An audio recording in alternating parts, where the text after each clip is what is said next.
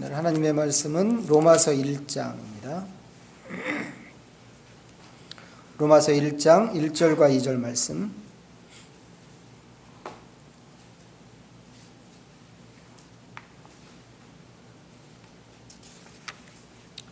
(239면에) 있습니다. 신약성경 로마서 1장 1절과 2절.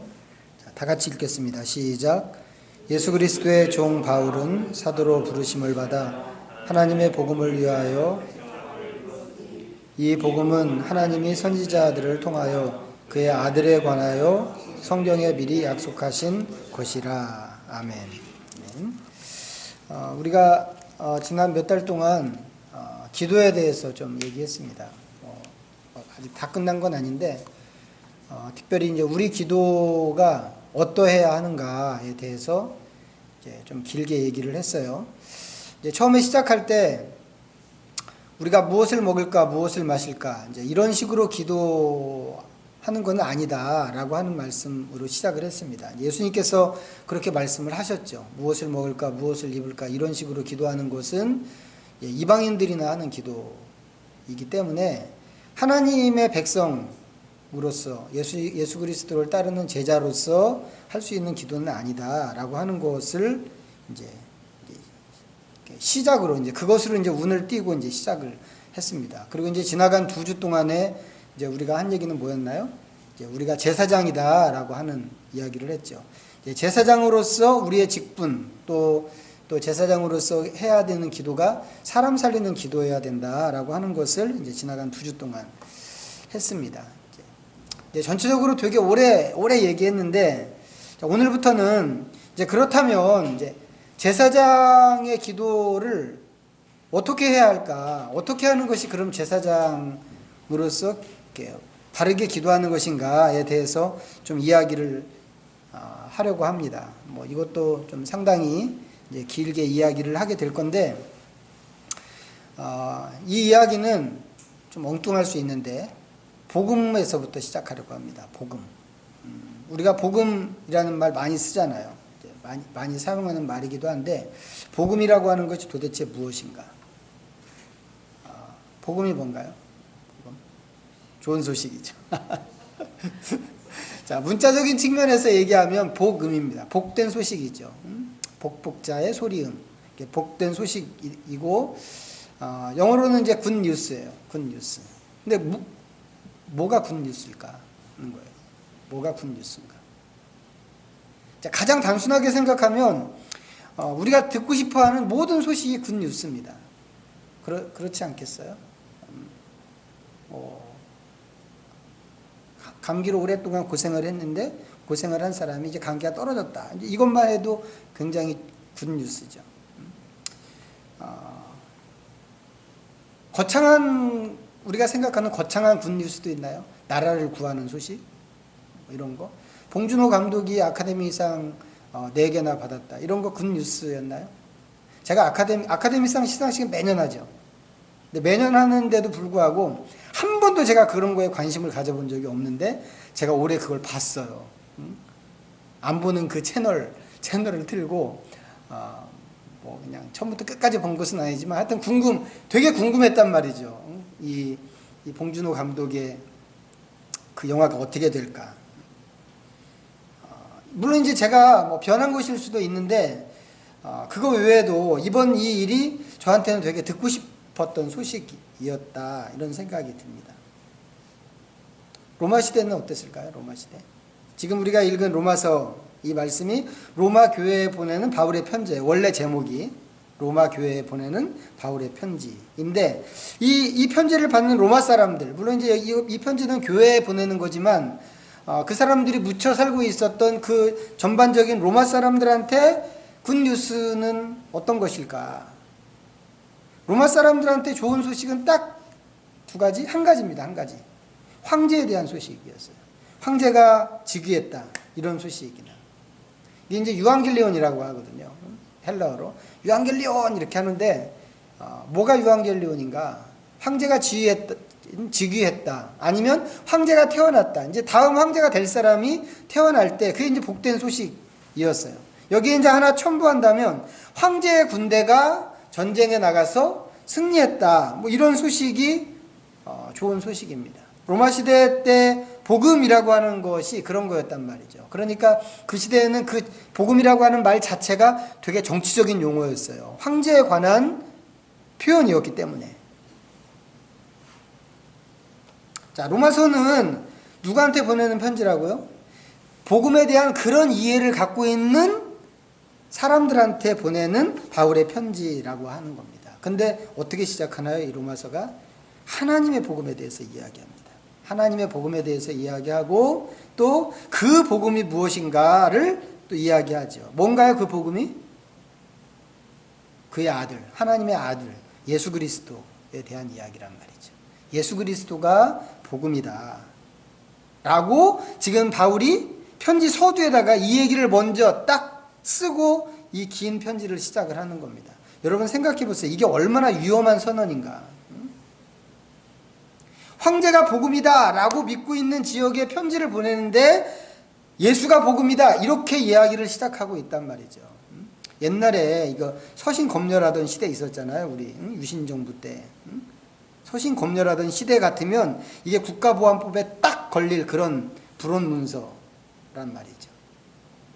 그런데 성경이 이런 것을 복음이라고 이야기하고 있는 겁니다.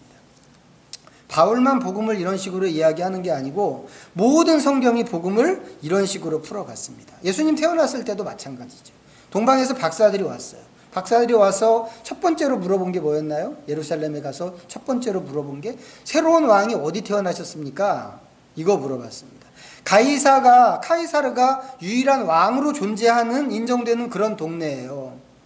거기가 물론 이스라엘 땅이지만 로마의 그 지배 아래에 있는 동네란 말이죠. 그런 동네에 와서 새로운 왕이 어디 태어나셨습니까? 라고 이렇게 묻는 질문이 이게 얼마나 위험한 질문인가 하는 겁니다. 근데 성경이 이야기를 그런 식으로 풀어가는 겁니다. 우리가 부르는 찬송가에도 그렇게 나오잖아요. 왕이 나셨도다. 왕이 나셨도다. 지금도 여전히 통용되는 질문이란 말이죠. 어떤 질문이요? 누가 왕인가? 동방 박사들이 와서 물었을 때는 누가 왕인가? 사실은 그걸 물어본 거죠. 카이사르가 왕인데 실질적으로 왕인데 그런 세상에 와서 새로 태어난 왕에 대해서 묻는다는 것은 누가 왕인가? 이것을 묻는다는 얘기예요. 성경이 그걸 얘기하고 있단 말이죠. 근데 우리가 지금도 그것을 찬송으로 부르고 있어요. 왕이 나셨도다. 왕이 나셨도다. 우리 안에 그런 질문이 있어야 된다는 거죠. 누가 왕인가? 우리 시대에는 누가 왕인가? 전쟁 이야기도 마찬가지입니다. 전쟁에서 승리를 하면 로마 군대가 승리를 하면 황제가 개선식을 합니다. 왜 그러게요? 그 승리한 그 군대가 황제의 군대이기 때문에.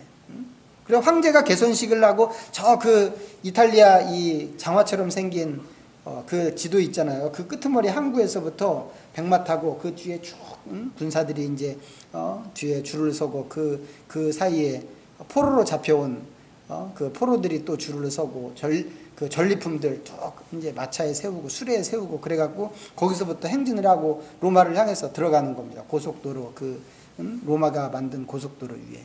그러면 이제 그 주변에 있는 그 고속도로 가에 있는 마을들을 지나가겠죠. 그럼 마을 사람들이 어떻게 하겠어요? 황제가 지나가나 보다 이렇게 하겠어요? 아니란 말이죠. 다 나와갖고는 막 꽃가루 뿌리고 풍선 날리고 박수치고 환호하고 황제가 그렇게 환영을 받는 겁니다. 왜요? 황제의 군대가 전쟁에서 이겼기 때문에. 근데 성경은 뭘 얘기하고 있어요? 그리스도의 승리에 대해서 이야기한단 말이죠. 그리스도의 승리. 그런 이야기가 너무너무 많습니다. 그럼 그리스도의 승리를 이야기할 때 누가 환호받겠어요? 당연히 그리스도가 환호를 받습니다. 왜요? 승리자니까. 근데 이게 1세기에는 로마 황제가 받는 경배였단 말이죠. 이 성경이 1세기 때 쓰여졌는데, 그러니까 성경이 선포하는 내용은 마치 뭐하고 비슷하게 보이냐면, 그 당시에 황제가 받던 것, 그 황제가 받는 그 모든 좋은 것을 뺏어다가 그리스도께 드리는 것 같은 그런 내용으로 되어 있는 겁니다. 이 성경의 그 진술들이. 그래서 성경 이야기는 다분히 정치적이다. 이렇게 생각할 수 있습니다. 또 한 가지 생각해보고 싶은 것은 뭐냐면, 이 여기서 말하는 이 복음 얘기했는데, 이 복음은 과연 모든 사람한테 복음인가? 과연 모든 사람한테 복음인가? 이제 앞에서 얘기할 때 복음의 1차적인 의미는 내가 듣고 싶어하는 소식이라고 그랬습니다. 그런데 내가 듣고 싶어하는 그 소식이 다른 사람도 듣고 싶어하는 소식일까? 봉준호 감독이 아카데미상을 4개나 받았습니다. 우리나라 사람들은 분명히 그 소식을 듣고 싶었던 것 같아요. 그래서 뭐 저만 그거 본 게 아니고 되게 많은 사람들이 그 중계를 받더라고요. 그리고는 뭐 그냥 보지 않은 사람들도 나중에 이제 뉴스를 통해서 들으면서 굉장히 좋아하고 뭐 자부심을 갖고 막 환호하고 이제 그랬습니다. 그러니까 저만 그런 게 아니라 되게 다른 사람, 여러 사람들이 그렇게 이 소식을 기뻐했습니다. 그런데 다른 나라 사람들도 이 소식이 좋은 소식이었을까? 들으셨겠지만 1917이라는 영화가 그 뭐 마지막까지 이렇게 작품상 경쟁작이었다고 얘기 들었는데, 그 영화를 만든 사람들도 기생충이 이렇게 작품상 받는 것을 보면서 기대하고 기뻐하고 막 환호하고 이랬을까? 아닐 거란 말이죠. 그거 만든 사람들은 자기들 나름대로 듣고 싶은 소식이 따로 있었겠죠. 그런데 이 기생충 때문에 그 소식을 못 들었습니다. 로마에서 황제가 태어나고 황제의 군대가 전쟁에서 이겼습니다. 그러면 로마 사람들은 뭐 다 일어나갖고 축하하고 환호하고 왕이 나셨도다 왕이 나셨도다 뭐 이제 이렇게 즐거워하겠죠. 그런데 로마에게 억압받는 사람들한테는 황제가 태어나든 말든지 기쁠 게 하나도 없습니다. 그래봐야 자기들은 여전히 억압받는 신세란 말이죠. 오히려 황제 군대가 승리했다고 한다면 그 군대의 승리 소식이 전쟁에서 진 사람들한테는 비극적인 소식일 수밖에 없게 되는 거죠. 자, 이런 것을 보면 이 좋은 소식이라고 하는 것이 모든 사람에게 다 통용될 수 있는 그런 얘기는 아니라는 생각이 또 든단 말이죠. 좋은 소식은 항상 상대적일 수밖에 없습니다. 내가 우리 아이가 어디 좋은 학교에 합격했다. 그러면 나한테는 그게 좋은 소식이지만 그 경쟁에서 탈락된 사람들은 이게 슬픈 소식이죠. 우리 아이가 합격한 것이 그 사람들한테는 안 좋은 소식일 수밖에 없는 거예요. 이래서 우리가 듣고 싶어하는 좋은 소식이라고 하는 것은 상대적일 수밖에 없다. 굳이 내가 거기에 연루되지 않아도 사돈이 땅을 사면 배가 아픈 거잖아요. 그런 마음이 우리 안에 있는 겁니다. 상대적인 거죠. 나한테는 좋은 소식이지만 경쟁자들한테는 이것이 안 좋은 소식이다라고 하는 겁니다. 세상에 있는 모든 소식이 다 그런 식입니다. 이게 세상의 이치인데 바울이 뭐라고 그래요? 예수가 복음이다 라고 지금 주장을 하는 겁니다. 그럼 이 복음은 과연 절대적인 복음일까? 시대와 인종을 떠나서 모든 시대, 모든 민족에게 과연 이 소식이 좋은 소식, 복된 소식이 될 수 있을까? 우리가 복음을 전한다고 할 때는 그런 의미로 전하는 거죠. 그러니까 똑같은 이야기를 가지고 여기서도 전하고 다른 나라에 가서도 전하고 그렇게 하는 거죠. 이게 모든 시대 모든 상황에 똑같은 복음이다라고 생각하니까 그렇게 하는 것입니다. 그런데 예수가 왜 그렇게 절대적인 복음이죠? 예수가 나한테 복음인데 예수가 또 다른 사람한테도 복음인 이유는 무엇인가? 정답을 말하자면 이 문제가 죄와 죽음을 다루는 문제이기 때문에 그렇다라고 하는 겁니다. 죄와 죽음은 특별히 어떤 특별한 사람만 갖고 있는 게 아니죠. 모든 사람들이 대면하는 문제입니다. 부자든지 가난한 자든지 공부 많이 한 사람이든지 그렇지 않은 사람이든지 한국 사람이든지 미국 사람이든지 지금 사람이든지 아니면 옛날 사람이든지 모두가 죄인이란 말이죠. 그리고 모두가 예외 없이 평생에 한 번은 죽게 되어 있습니다. 예수님은 이 문제를 해결하기 위해서 오신 분이라는 거죠. 우리가 복음이라고 하는 것은 바로 그것 때문에 이야기하는 겁니다. 모든 사람이 자기 힘으로는 해결할 수 없는 심각한 문제를 갖고 있는데 그 문제를 해결하는 분이 계시다. 이게 복된 소식이란 말이죠. 좋은 소식. 이게 특별한 소식이기 때문에 우리는 예수님을 모두에게 전하는 좋은 소식이라고 이렇게 이야기를 하는 겁니다. 그런데 모두에게 해당되는 이 좋은 소식인 예수 그리스도께서 오셔서 하신 일이 무엇인가 하는 겁니다. 예수님이, 복음이신 예수님이 오셔서 하신 일이. 자, 찾아볼게요. 마가복음 1장입니다.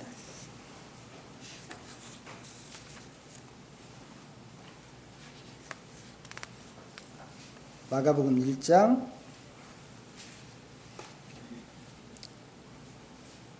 14절과 15절 같이 읽겠습니다. 시작. 요한이 잡힌 후에 예수께서 갈릴리에 오셔서 하나님의 복음을 전파하여 이르시되 때가 찼고 하나님의 나라가 가까이 왔으니 회개하고 복음을 믿으라 하시더라. 자, 여기 보니까 하나님의 복음이 나왔죠. 아까 로마서 1장에서도 하나님의 복음이 있었습니다.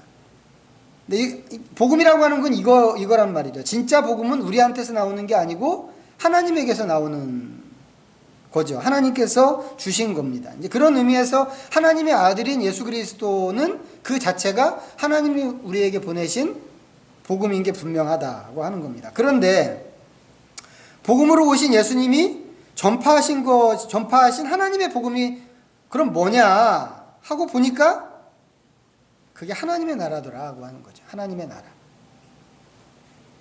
복음이신 예수님이 오셔서 전파하신 것. 여러분 성경이 제일 많이 강조하는 게 뭔지 아세요? 성경이 제일 많이 관심 갖는 것이, 우리는 옛날에 이제 사람이 죽어서 천국 가는 것, 이게 성경의 관심사라고 생각을 했습니다. 우리 이제 그것을 구원이라고 이야기하는데, 이런 생각을 언제부터 했는가 하면 아주 옛날 카톨릭 교회 시대 때부터 갖고 있던 생각입니다. 사람이 죽어서 천국 가는 것. 이게 성경, 그것을 위해서 우리에게 주어진 책이 성경이다. 이렇게 생각을 했단 말이죠. 그런데 이 카톨릭 교회가 그걸 갖고 사람들을 속이는 때가 있었어요. 뭐라고 속였어요? 이 세상을 세 가지로 나눴어요. 현세, 지금 살고 있는 현세, 또 연옥, 그 다음에 천국, 이렇게 셋으로 구분을 해놓고는 천국에 가려면 돈을 많이 내고 교회에 충성하라고 이렇게 요구했습니다.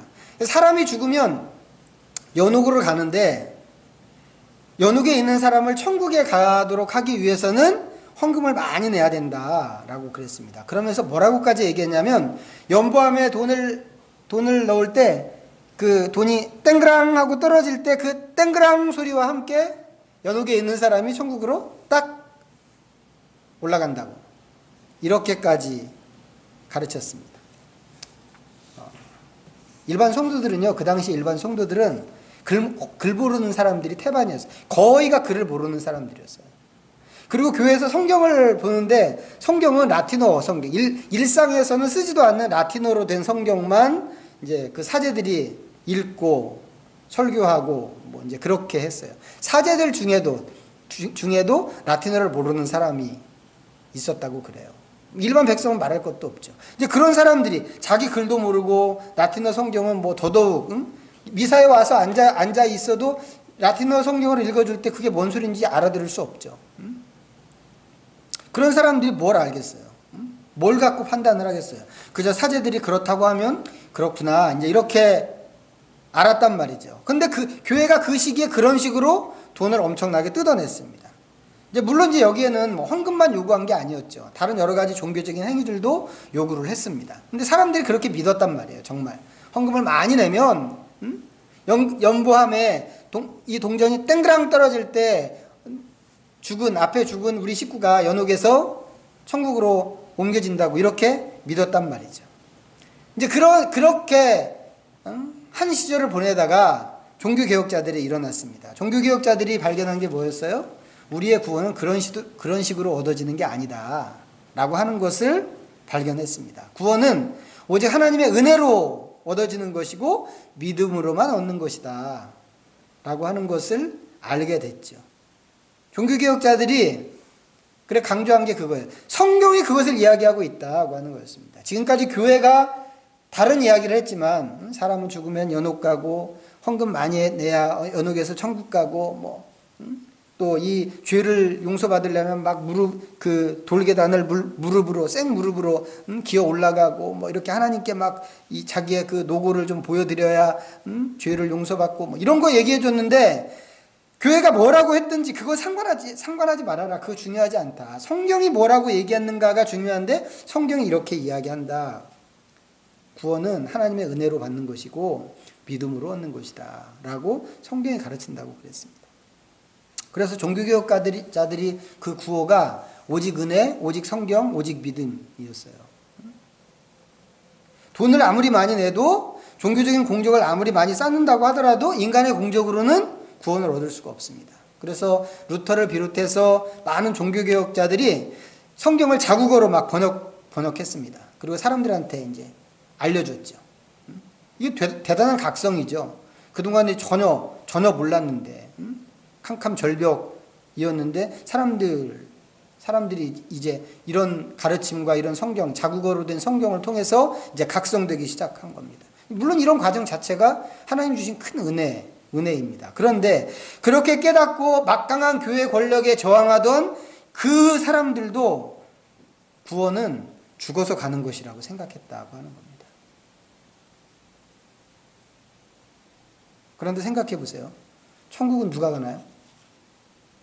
천국은 예수님을 주님으로 믿는 사람들이 가는 거예요. 예수님을 주님으로 믿는 사람이 가는 겁니다. 원래는 이제 더 깊이 파고 들어가야 돼요. 그럼 믿는다는 게 뭔가? 여기서 얘기하는 예수님을 주님으로 믿는 사람이 구원받고 천국 가는데, 그렇다면 믿는다는 것이 정확하게 무엇인가? 이제 이런 질문도 던져야 돼요. 그래야 이제 얘기를 우리가 정확하게 할 수 있단 말이죠. 근데 이제 그런 얘기는 뭐 나중에 따진다고 하더라도 여기서 또 물어봐야 되는 것이 있습니다. 자, 믿는 사람이 천국에 간다. 근데 믿는 사람이 가는 그 천국은 그럼 무엇이 가는가 하는 거예요. 무엇이 가는가? 천국은 지금 이 세상이 아니잖아요. 우리가 사는 이 세상은 눈에 보이는 세상인데, 천국은 눈에 안 보이는 다른 세상입니다. 이제 그 세상에 갈 때 어떻게 가나요? 지금 입고 있는 이 몸을 그대로 갖고 가지 않는단 말이죠. 뭐가 가요, 그럼? 천국은 영혼이 가는 거예요, 영혼이. 몸은 어떻게 하고? 몸은 다 벗어놓고 가는 거지. 이제 그러기 때문에 천국은 죽어야 가는 나라가 되어버렸습니다. 죽지 않고 간 사람은 딱 둘밖에 없는 거죠. 아주 특별한 사람. 에녹하고 엘리야하고 딱 두 사람입니다. 그런데 이런 사상 자체가 굉장히 이규적인 사상이다라고 하는 겁니다. 그 중에서도 헬라 철학의 근거를 둔, 그 중에서도 플라톤 철학의 영향을 받은 그런 생각이라는 거예요. 플라톤은 아시겠지만 소크라테스의 제자입니다. 선생님은 뭐 책도 안 쓰고 학교도 없었고 그랬는데, 이 사람은 선생하고 다르게 이제 공식적인 학교도 세우고 또 책도 많이 썼습니다. 이 플라톤이 얼마나 뛰어난 사람인가 하면, 플라톤 이후에 나온 모든 철학은 플라톤 철학의 해석이고 변형이다. 이렇게 이야기할 만큼. 이 세상에 있는 모든 철학의 기초를 이루고 있는 게 플라톤 철학입니다. 근데 이 사람이 헬라 사람들이 보편적으로 갖고 있는 생각을 일목요연하게 정리를 했는데, 이 세상은 두 개로 되어 있다라고 하는 겁니다. 어떻게 두 개요?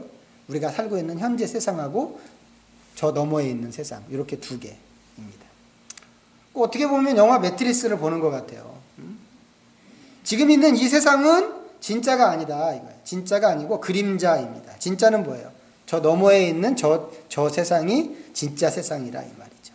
사람들은, 이제 플라톤 얘기가 이런 거였습니다. 사람들은 동굴 속에 갇혀 있대요. 동굴 속에 갇혀 있는데, 동굴은 캄캄하잖아요. 캄캄하지만 이제 희미하게 들어오는 이렇게 빛이 있으면 그 빛에 의해서 이렇게 희미하게 그 사물을 관찰할 수 있는데, 바깥에 있는 진짜 세상에 있는 것을 직접은 보지 못하고 이 빛에 의해서 보이는 그림자 같은 것을 희미하게 보면서 동굴 속에 갇혀서 살고 있는 게 현세에 있는 사람들의 실상입니다. 근데 대부분의 사람들은 이게 자기가 보고 있는 그것이 그림자라고 생각하지 못하고 그걸 진짜라고 생각합니다. 왜냐하면 진짜를 한 번도 본 적이 없기 때문에. 근데 철학자가 보기에는 이게 너무 비루한 삶인 거예요. 이게 살아도 사는 게 아닌 거죠. 진짜가 아니니까. 그림자를 보고 사는 거기 때문에 아무리 열심히 살아도 그렇게 사는 인생은 가짜 인생일 수밖에 없습니다. 철학자의 생각이에요, 이건. 그래, 이제 철학자들이 생각하는 건 뭐냐면, 그런 사람이 어떻게 하면 진짜를 살 수 있을까? 어떻게 하면 진짜 세상을 살 수 있을까? 그것은 이 동굴을 벗어나서 바깥 세상으로 나가야만 하는데, 그렇게 동굴을 빠져나가서 바깥 세상으로 나가는 것을 구원이라고 이야기한다고 하는 겁니다. 이 사람들이 모든 것을 그렇게 이중적으로 생각했어요. 그래서 세상은 이 세상과 저 세상이 있고, 사람은 육체와 영혼이 있고, 이런 식으로 생각했단 말이죠. 육체는 영혼이 갇혀있는 감옥 같은 그런 것이기 때문에 육체를 빨리 벗어야 이 영혼이 구원을 받을 수 있는 겁니다. 여기서 변형된 사상이 영지주의라고 하는 사상이에요. 요한일서 우리 이제 공부 시작했잖아요. 요한일서가 강조하면서 경고하는 사상이 이 영지주의인데, 이 사람들이 얘기하는 것은 이제 이 플라톤 철학의 영향을 그대로 받은 거죠. 우리 육체는 인간 존재에 있어서 빈 껍데기 같은 것이다 라고 하는 겁니다. 영혼만이 인간의 실체이기 때문에 영혼을 깨끗하게 보존하는 것이 가장 중요합니다. 그래서 심하게 이야기하는 사람들은 이 육체는 아무것도 아니기 때문에 육체로는 무슨 짓을 해도 상관이 없어, 이렇게 주장을 했습니다. 그렇게 주장하는 사람들이 있었어요. 자, 이런 사람들이 생각해 보세요. 하나님이신 예수님이 인간의 육체를 입고 이 땅에 오셔서 성육신, 이거 이해할 수 있겠어요? 안 된단 말이죠. 이게 이해가 안 되는 거예요. 아니, 육체는 더러운 거거든. 빨리 벗어야 하거든. 그게 구원으로 가는 길이거든. 그런데 그 거룩하시고 전능하신, 깨끗하신, 숭고하신 그 하나님이 그 부정한 옷을 입고 몸을 입고 이 세상에 오셨다? 이게 이 사람들한테는 말이 안 되는 얘기였단 말이죠. 근데 더 말이 안 되는 건 뭐냐면, 그렇게 계시다가 죽은 예수님이 다시 육체를 벗었는데, 육체를 벗은 예수님이 다시 그 부정한 육체를 뒤집어 쓰고 부활하셨다. 이건 더더욱 말이 안 된다 라고 생각을 한 겁니다. 그래서 영지주의자들은 예수님이 육체로 오신 것을 부정했어요. 요한일서가 얘기하는 게 뭐냐면, 그런 사람들이 전부 적그리스도다 라고 하는 겁니다. 적그리스도다. 하고 싶은 얘기는 뭐냐면, 천국은 죽어서 가는 것이고 영원히 가는 것이다, 이겁니다. 그 당시에 생각했던 사람들이. 자, 그렇게 하는 것이 우리가 받을 구원이다 라고 하는 생각이 전부 거기서 온 거란 말이죠. 헬라 철학, 그리스 종교. 자, 기독교를 변증하기 위해서 그 옛날 신학자들이 이 헬라 철학을 사용했어요. 그 당시 사람들은 전부 헬라 사고방식과 헬라 논리에 젖어 있었기 때문에 어떻게 하면 그리스도를 변증하고 어떻게 하면 기독교를 더 사람들에게 설득력 있게 전해줄 수 있을까, 그 사람들이 알고 있는 방식을 쓰는 게 좋겠다라고 생각해서 헬라 철학을 사용했는데, 나중에는 교회가 그 늪 속에 빠져버리게 됐다고 하는 겁니다. 그러다 보니까 교회가 너무 오랫동안 구원을 이런 식으로 이해를 하게 됐습니다. 이제 여기에 개인주의까지 겹치면 어떻게 되나요? 내가 구원받는 게 중요한 거죠. 내가 천국 가는 게 중요한 겁니다. 다른 사람은요? 우리 식구들은 중요하지만 그 외에 다른 사람들은 내가 목숨을 걸 만큼 그렇게 중요한 일은 아닌 것이 또 된단 말이죠. 뭐 이런 개인 구원 얘기가 뭐 성경에 아주 없다 이렇게는 얘기할 수 없는데, 구약 성경 같은 데를 보면 구약 성경에는 개인 구원 얘기 없어요. 희한하죠? 전혀 없습니다. 그리고 무엇이 구원이냐 그러면 얘기할 때도 이 구원에 대한 모습이 시대마다 굉장히 다양한 모습으로 진술되고 있습니다. 우리가 좀 이해를 하고 있어야 된단 말이죠. 어쨌거나 교회는 오랫동안 그렇게 생각을 했어요. 그런데 시간이 좀 지나서 종교개혁자들도 그렇게 생각했는데, 이제 그 시간도 더 이제 지나서 이제 학자들이 성경을 더 깊이 연구를 했죠. 계속해서 더 연구를 했습니다. 연구를 하면서 새삼스럽게 발견한 게 뭐냐면 바로 하나님의 나라라고 하는 거였어요. 하나님의 나라. 아까 읽었던 마가복음 말씀만 하더라도 그렇잖아요. 예수님께서 사역을 시작하시는데 하나님의 나라가 시작된 것을 선포하시는 것으로 사역을 시작하셨습니다. 우리가 알던 방식으로 얘기하면 이렇게 얘기하시는 게 옳을 것 같다는 생각도 들어요. 구원이 왔습니다. 구원 얻는 길이 열렸습니다. 이렇게 하면 더 알아듣기 쉬울 것 같은데 예수님이 그렇게 안 하시고 하나님의 나라를 말씀하셨다 이 말이에요. 자, 누가복음 4장으로 가보겠습니다. 누가복음 4장.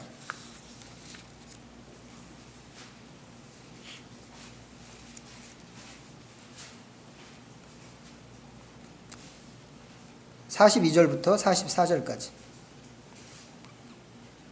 누가복음 4장 42절부터 44절 읽겠습니다. 시작.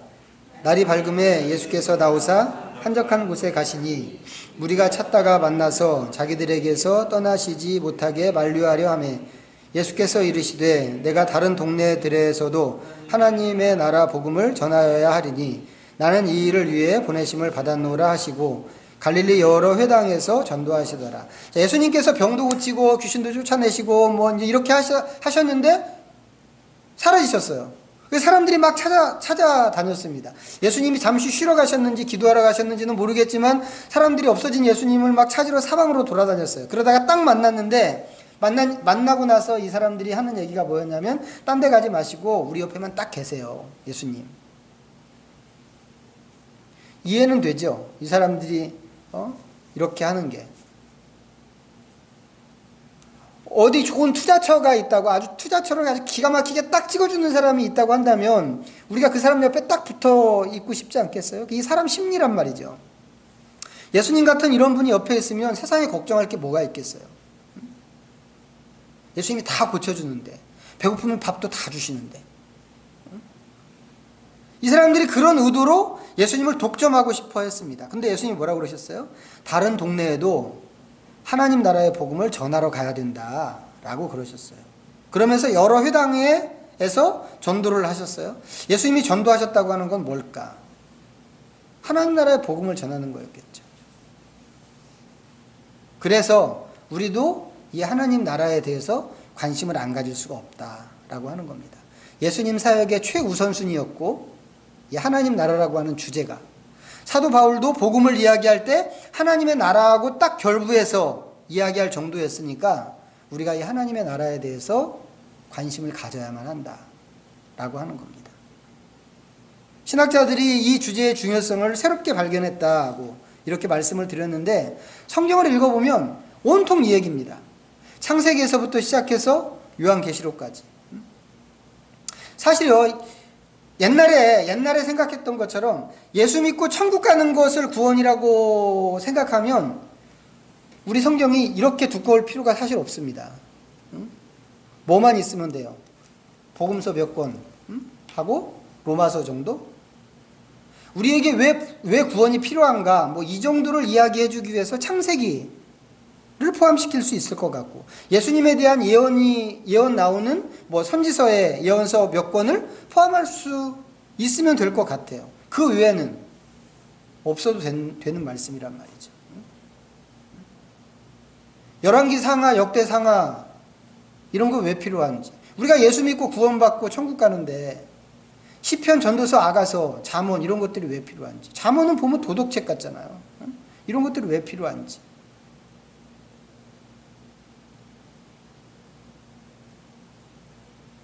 근데 성경을 하나님 나라라고 하는 관점에서 읽게 되면 불필요한 성경이 하나도 없습니다. 모든 성경이 다 필요합니다.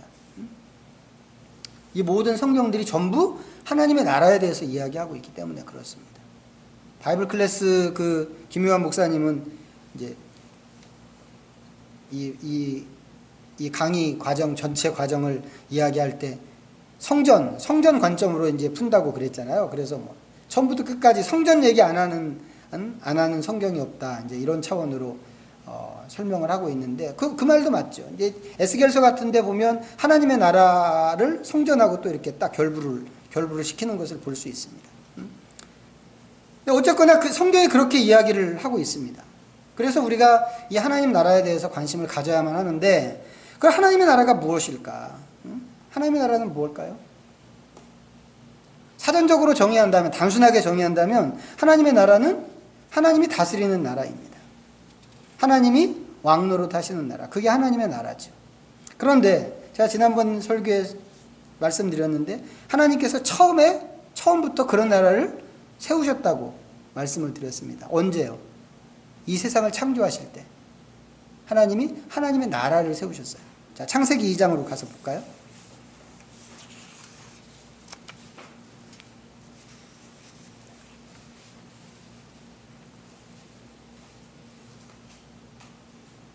창세기 2장 4절부터 17절까지 자, 다 같이 읽겠습니다. 시작. 이것이 천지가 창조될 때에 하늘과 땅의 내력이니 여호와 하나님이 땅과 하늘을 만드시던 날에 여호와 하나님이 땅에 비를 내리지 아니하셨고 땅을 갈 사람도 없었으므로 들에는 초목이 아직 없었고 밭에는 채소가 나지 아니하였으며 안개만 땅에서 올라와 온 지면을 적셨더라. 여호와 하나님이 땅의 흙으로 사람을 지으시고 생기를 그 코에 불어넣으시니 사람이 생명이 되니라. 여호와 하나님이 동방의 에덴에 동산을 창설하시고 그 지으신 사람을 거기 두시니라. 여호와 하나님이 그 땅에서 보기에 아름답고 먹기에 좋은 나무가 나게 하시니 동산 가운데에는 생명나무와 선악을 알게 하는 나무도 있더라. 강이 에덴에서 흘러나와 동산을 적시고 거기서부터 갈라져 네 근원이 되었으니 첫째의 이름은 비손이라. 금이 있는 하윌라 온 땅을 둘렀으며 그 땅의 금은 순금이요 그곳에는 베델리엄과 호마노도 있으며 둘째 강의 이름은 기온이라. 구스 온 땅을 둘렀고 셋째 강의 이름은 히데겔이라. 아수르 동쪽으로 흘렀으며 넷째 강은 유브라데더라. 여호와 하나님이 그 사람을 이끌어 에덴 동산에 두어 그것을 경작하며 지키게 하시고 여호와 하나님이 그 사람에게 명하여 이르시되 동산 각종 나무의 열매는 내가 임의로 먹되 선악을 알게 하는 나무의 열매는 먹지 말라. 내가 먹는 날에는 반드시 죽으리라 하시니라. 이 에덴 동산 이야기인데 에덴 동산이 하나님이 처음에 만드신 하나님의 나라였습니다. 보세요. 여기에 온갖 좋은 것들이 다 있죠. 하나님이 온갖 좋은 것을 다 만드셨어요. 거기에 하나님의 형상을 세우셨어요. 하나님의 형상이 무엇인가는 이제 지난번 주일날 말씀을 드렸죠. 그리고 그 동산에는 생명과 풍요가 넘치는 그런 동산이었죠. 무슨 얘기예요? 하나님이 다스리는 나라는 이런 곳이다 라고 하는 겁니다. 온갖 좋은 것이 다 있고 하나님의 형상을 세워서 하나님 대신 하나님의 통치를 대리하게 하셨다고 이제 그때 그렇게 말씀을 드렸는데 그 말이 곧 하나님이 왕이시다 라고 하는 얘기예요. 인간을 왕으로 세웠지만 너가 진짜 왕이 아니야. 진짜 왕은 따로 있어 라고 하는 것을 보여주는 대목이 선악과라고 그랬습니다. 선악과. 네 맘대로 다 해도 되지만 이거 하나만큼은 내가 얘기하는 대로 꼭 해야 된다 라고 이렇게 말씀하셨어요. 그게 뭐예요? 하나님이 진짜 왕이다 라고 하는 것을 보여주는 얘기란 말이죠. 그리고 그 하나님이 다스리는 통치하는 그 동산은 풍요와 먹거리들 너무너무 많고 하나님이 그곳의 주인이기 때문에 생명이 넘치는 그런 동산입니다. 이 하나님이 다스리는 나라예요. 하나님이 그런 곳을 만드셨는데 그리고는 하나님의 아이콘으로 그 동산을 그 나라를 대신해서 다스리도록 그렇게 하셨어요. 그런데 그 나라에 죄가 들어왔단 말이죠. 죄가 들어오고 이 나라가 망가졌습니다. 인간은 어떻게 됐나요? 하나님이 다스리는 그 나라에서 쫓겨났죠. 쫓겨나서 어디로 추방됐어요? 하나님이 없는 나라로 추방이 됐습니다. 결과가 뭐냐면 인간은 그 사건으로 인해서 하나님을 잃어버렸고 하나님의 나라를 잃어버렸다라고 하는 겁니다. 여러분 이게 우리가 생각하는 것보다 아주 심각한 사건이란 말이에요. 굉장히 심각한 사건이에요. 왜냐하면 일단 동산에서 누리던 모든 풍요가 다 사라져 버렸어요. 생명 대신 죽음이 왔죠. 뭐든지 마음껏 먹을 수 있는 그런 환경이었는데 그 환경이 사라지고 이제는 땀 흘려서 일을 해야 밥벌이를 해야만 먹고 살 수 있는 그런 세상이 되었습니다. 근데 그나마도 뭐예요? 땅이 저주를 받아서 열심히 일을 하는데도 불구하고 온전한 대가를 받기가 어려운 그런 환경이 되어버렸습니다. 인간의 죄는요, 인간의 죄가 갖고 있는 그 수준과 정도가 계속해서 증폭됐습니다. 그래서 처음에 시작할 때 요만한 걸로 시작을 했는데 이게 막 커져가지고 지금은 뭐 말할 수 없는 그런 악이 세상에 창궐하고 있죠. 우리가 구원을 받아야 된다라고 하는 건 뭐예요? 이런 것들 때문에 구원받아야 되는 거죠. 그리고 이런 환경으로부터 구원받는 거예요. 우리가 원하는 구원이라고 하는 것은 죽음으로부터 구원, 고난으로부터의 구원, 빈곤으로부터의 구원, 뭐 재해로부터의 구원, 죄로부터의 구원. 이게 우리가 원하는 구원이란 말이죠. 우리가 구원받아야 된다라고 얘기하는 것은 이런 것들 때문에 그렇습니다. 그런데 우리가 구원받아야 한다고 하는 이 나쁜 상황들이 왜 생겼는가? 처음에 시작은 선악과를 따먹어서 생긴 것처럼 보입니다. 그런데 더 깊이 들어가서 보면 하나님을 잃어버려서 생겼단 말이죠. 하나님을 잃어버려서. 그러니까 엄밀한 의미에서 구원이라고 하는 것은 뭐예요? 천국 가는 게 아니고 하나님을 되찾는 게 구원입니다. 천국 왜 가고 싶으세요? 옛날에 저는 천국이 막 금으로 다 칠해져 있고 그래서 천국은 가야 된다고 그렇게 생각을 했어요. 물론 저도 그렇게 배웠죠. 야, 천국은 얼마나 화려한지 몰라. 다 금딱지로 돼 있어. 막 순금이야. 이렇게 지나가면 다 보여. 애들한테도 그렇게 가르쳤어요. 주일학교 교사하면서. 근데 이게 얼마나 엉터리인지. 여기 시멘트 벽돌로 된 이 시멘트가 귀한가요? 하나도 안 귀하죠. 왜? 너무 흔해서. 근데 천국 가면 금이 다 그렇게 흔하단 말이에요. 그럼 뭐 그게 귀할 게 뭐가 있어요? 그리고 다 길도 다 그렇게 금으로 되어 있으면 이 발목이랑 이 무릎 관절이 괜찮을까?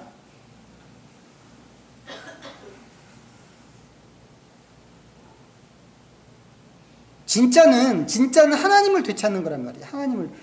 이거를 생각 못하니까 어떤 사람들이 야, 천국 가면 맨날 찬송만 해야 된다며? 응? 아이고, 지루해서 어떻게 살아? 찬송만 하고. 이런 얘기가 그래서 나오는 거죠. 하나님과의 관계가 뭔지 모르니까.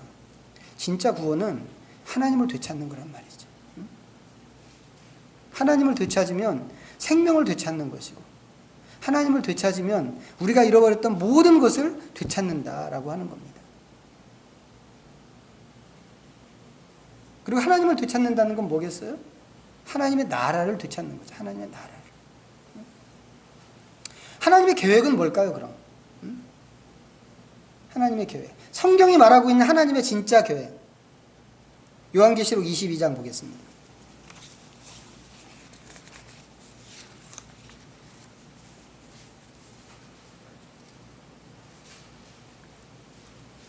요한계시록 22장, 제일 끝장입니다. 마지막 장. 자, 1절부터 5절까지. 자, 읽겠습니다. 시작. 또 그가 수정같이 맑은 생명수의 강을 내게 보이니 하나님과 및 어린 양의 보좌로부터 나와서 길 가운데로 흐르더라.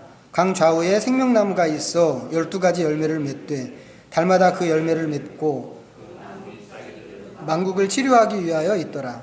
다시 저주가 없으며 하나님과 그 어린 양의 보좌가 그 가운데에 있으리니 그의 종들이 그를 섬기며 그의 얼굴을 볼 터이요 그의 이름도 그들의 이마에 있으리라.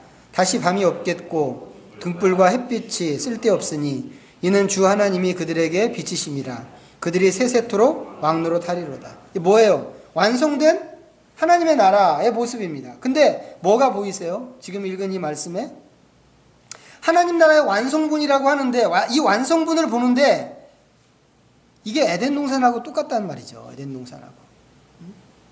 이 모양이. 거기에 강이 흐르죠. 생명나무가 있죠. 각종 열매들이 즐비하죠. 하나님이 중심에 계시죠. 그곳에서 구원받은 사람들이 왕노릇을 하고 있단 말이죠. 옛날에 아담이 그 에덴 동산에서 왕노릇하고 있었던 것처럼. 결국 성경 전체에서 하나님이 계획하시고 있는 것은 뭐냐면 잃어버린 하나님의 나라를 회복하는 것이란 말이죠. 회복하는 것. 그렇기 때문에 우리 입장에서 보면 그 우리가 쫓겨났던 그 나라를 다시 소유하는 것, 그게 구원이다 라고 이야기할 수 있는 것입니다. 죽어서 어디 가는 것이 아니고. 다시 복음으로 돌아가서 생각하면 복음은 무엇인가? 복음은 개인 구원에 머무는 것이 아니고 하나님의 나라를 회복한다고 하는 그런 소식이다라고 하는 겁니다. 하나님의 나라를 회복하는 것은 곧 하나님을 회복하는 것이기도 합니다.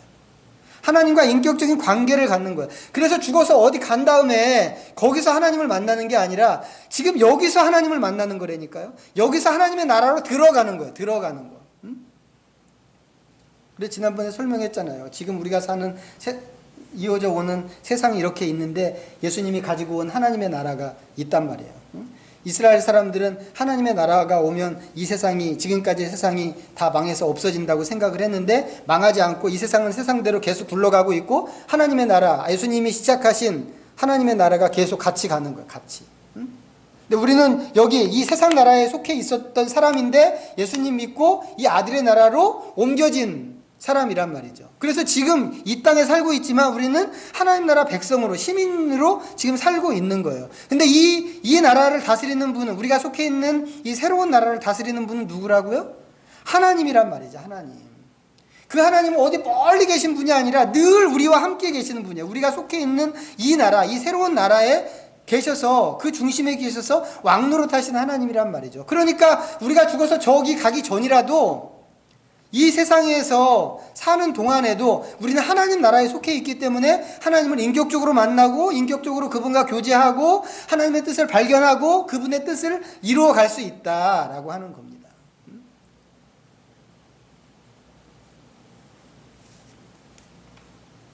우리가 지금 뭐 다 성인이 됐기 때문에, 뭐 성인이 돼도 마찬가지인데, 어린 아이들 보면 엄마가 최고잖아요. 엄마 옆에 있으면 그게 땡이죠. 뭐. 쓰레기 버리러 갔는데도 엄마 어디가 이렇게 이야기할 만큼. 엄마 있는 거하고 바꿀 수 있는 게 뭐가 있겠어요. 근데 우리도 뭐 나이가 들었다고 하더라도 안 그런가? 이미 돌아가신 어머니 가끔 생각나고 보고 싶고, 그렇지 않나요? 왜 그런가요? 왜 그렇게 엄마가 좋은가? 엄마와의 그 인격적인 관계가 어떤 것인지 우리가 알기 때문에 그렇단 말이죠. 하나님은 그런 분이라는 거예요. 하나님이 원하시는 것은 우리와 그렇게 오셔서, 우리에게 오셔서 우리와 그렇게 친밀하게 인격적인 관계를 갖고 우리가 정말 매일매일의 삶 속에서 엄마를 생각하듯이 그렇게 하나님을 늘 생각하고 하나님과 교류하고 동행하고 하는 것을 하나님이 바라고 계신다라고 하는 겁니다. 근데 이 인격적인 관계를 우리가 제대로 알기만 하면 이게 얼마나 즐거운 관계인지, 얼마나 우리의 삶을 즐겁게 하고 안심하게 하는가를 알 수 있게 한다 이 말이죠. 무슨 천국에 가면 뭐 찬양만 하기 때문에 지루할 거라는 이런 얘기를 어떻게 감히 할 수가 있겠어요. 하나님을 빼놓고 천국을 생각하니까 그런 소리를 하는 거지.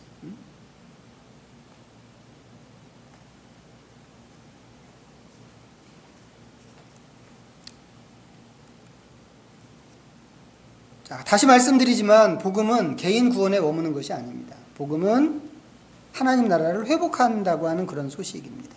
이거 이해하는 거 굉장히 중요합니다.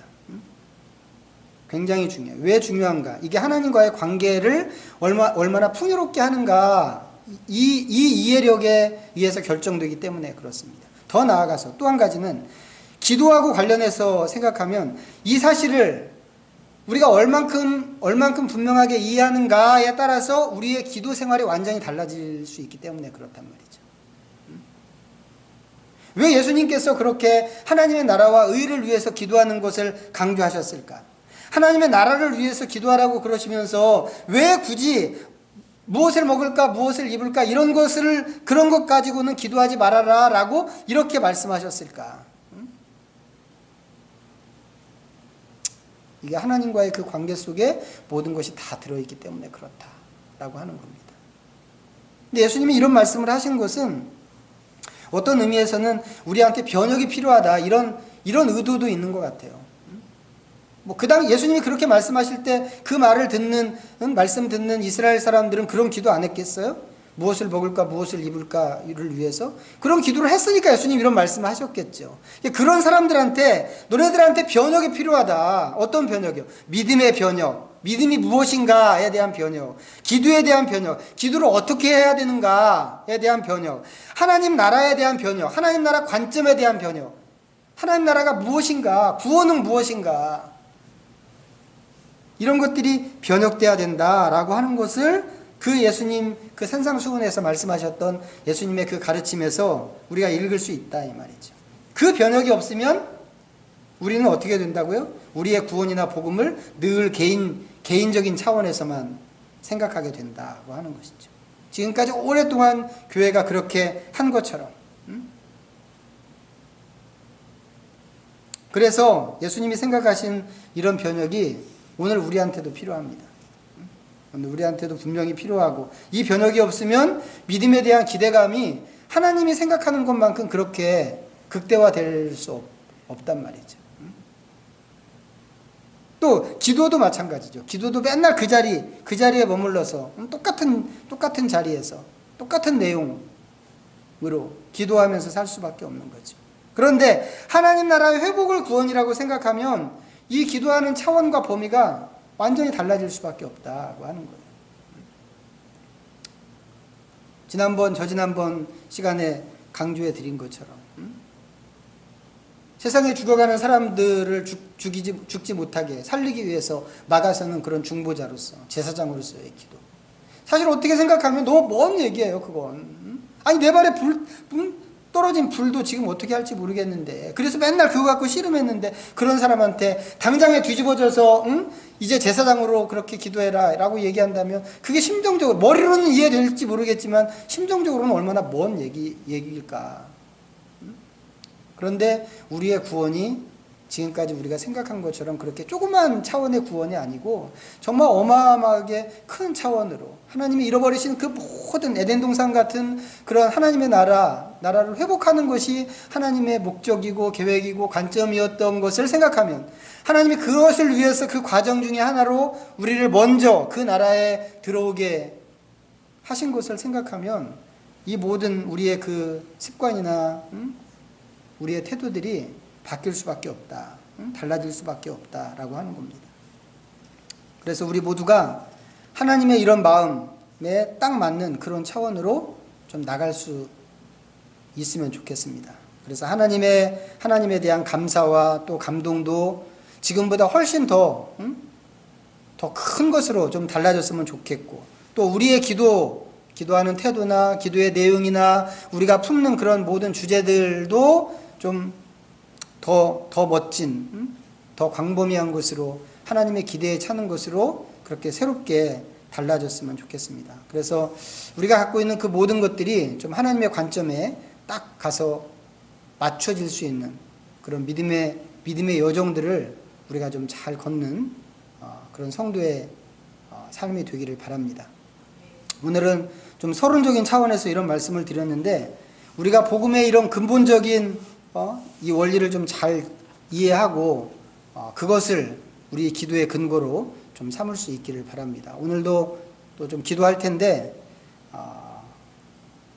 바른 깨달음, 다른 것보다 바른 깨달음 달라고 좀 기도했으면 좋겠어요.